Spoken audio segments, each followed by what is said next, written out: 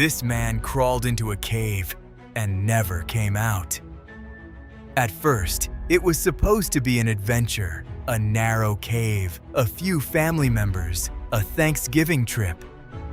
Nothing about it seemed like the beginning of a nightmare, but deep underground.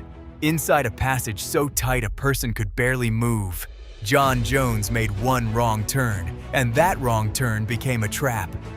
This is the story of John Edward Jones, the man who got stuck inside Nutty Putty Cave. In November of 2009, John was 26 years old. He was a husband, a father, a medical student, and he had gone to Utah to spend time with his family before Thanksgiving. That night, John and a group of family members entered Nutty Putty Cave.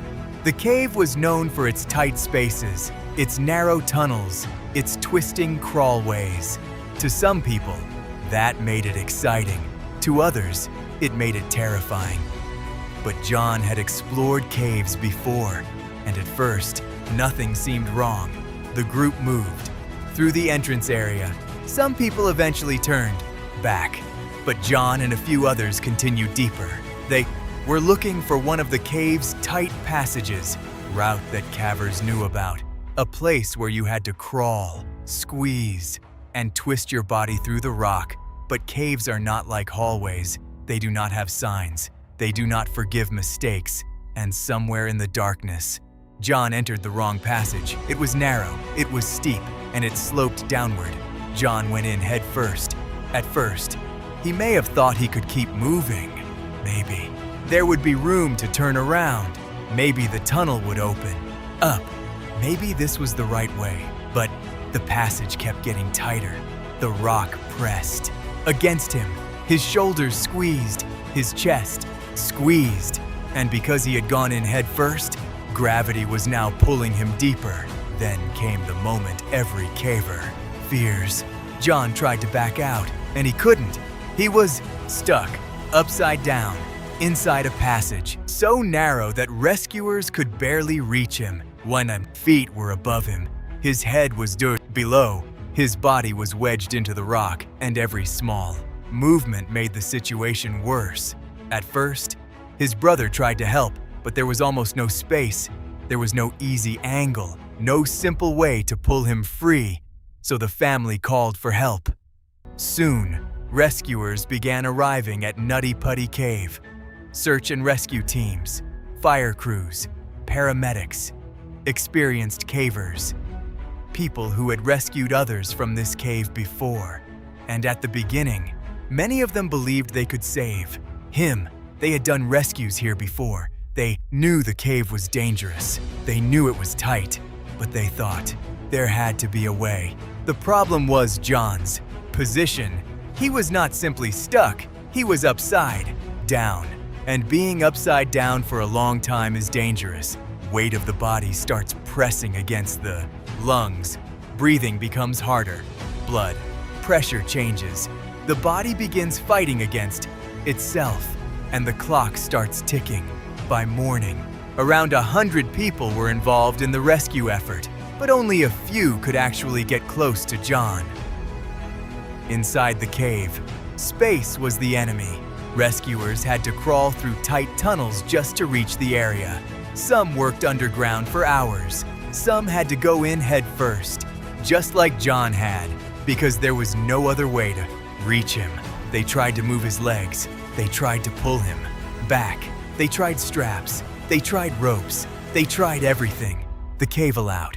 But the cave allowed very little. John's body filled the passage. One of his arms was pinned beneath him. No one could reach his waist. No one could get a proper grip. So rescuers built a pulley system. The idea was simple. If they could not pull him out by hand, they would use ropes. They attached lines to his legs. They set up anchors. They created a system to slowly lift him upward. For the first time, there was hope. John was still conscious. He was still responding. He was still trying to help. Every inch mattered. Every small movement felt like progress. Rescuers encouraged him to push when he could. The ropes captured whatever movement he gained. Little by little, They tried to bring him back, but the cave was twisted. The rope had to pass through several turns. Friction built up. The forces became extreme. And then, something failed. A rope anchor snapped. The pulley system broke. Metal equipment shot forward. One rescuer was badly injured, and John dropped. Back down. Not far, but far. Enough. Far enough to destroy the progress they had made. Far enough to put him back into the same nightmare. And by then, his body was running out of time. The rescue team tried to regroup. They changed the rigging. They prepared to try again. But during that delay, John's condition collapsed. He became weaker, then unresponsive.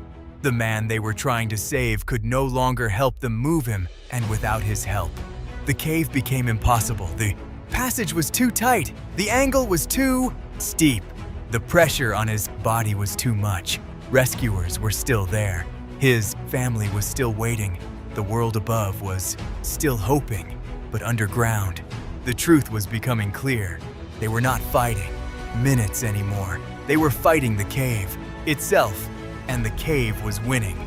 John Jones died inside Nutty Putty Cave after being trapped for more than a day. He was only 26 years old. He had gone underground for an adventure, but the passage he entered had no room to turn around, no room to breathe normally, no room for rescue to work in time. After his death, another impossible decision had to be made. Could they recover his body? Rescuers looked at the cave, the tight passage, the failed equipment, the danger to anyone who tried to go back in, and they decided it was too dangerous. So, John was left where he was.